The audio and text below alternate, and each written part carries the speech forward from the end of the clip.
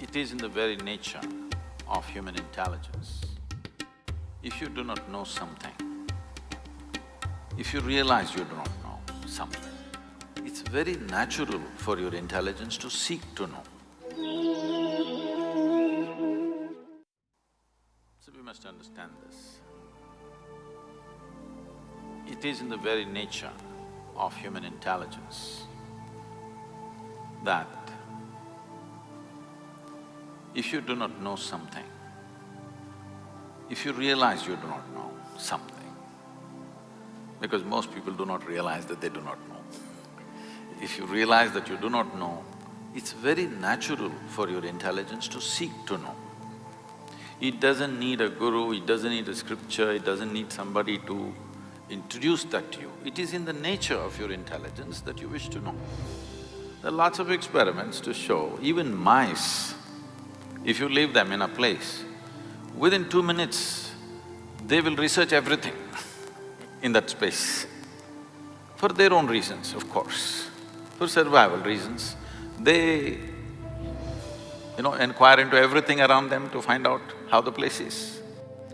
Human intelligence goes beyond survival, so naturally human intelligence seeks to know many more things which does not concern our survival. Yes, we are concerned about survival till a point, but once that's taken care of, we cannot rest. We want to know more, endlessly more. The more we realize we do not know, the more the longing to know.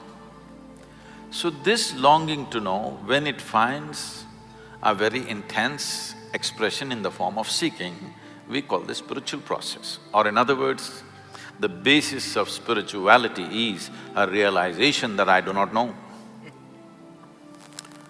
But the moment you say, I'm religious, you refer to yourself as a believer. When you say you're a believer, what you're saying is, everything that I do not know, I will make it up. How I make it up? Whose help I seek to make it up?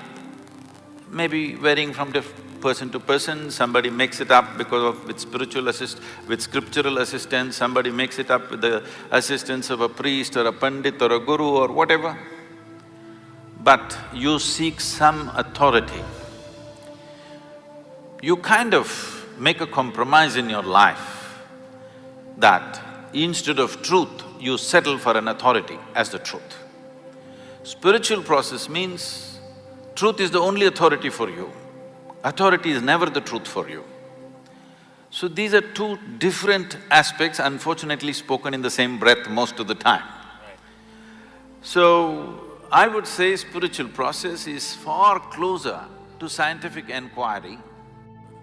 Spiritual process does not demand belief, because belief and spiritual process cannot go together. Spiritual process is a constant inquiry. It is a way of sharpening your questions so that they dig deeper and deeper, not into something else but into yourself, the nature of your existence. Because the nature of human existence is such that in our experience, the only thing that you can experience is yourself.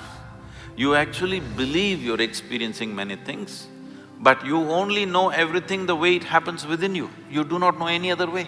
Even now if you see these people, it looks like they are there, but actually you know them or you see them only the way they projected in the firmament of our minds. There is no other way. There is no other way for you to experience this life except the way it happens within you. Now, spiritual process is a constant effort to see that the way that it happens within me is not a distorted vision, that my mirror is not a wonky mirror, it is a plain mirror, that it shows me things the way things are, it doesn't distort anything. Because of my thought, because of my emotion, because of my attachments, because of my identities, because of the philosophies and ideologies that I identify with, I can distort my mirror. Now I deprive myself of all that so that I have a plain mirror and I get to see everything just the way it is. This is spiritual process.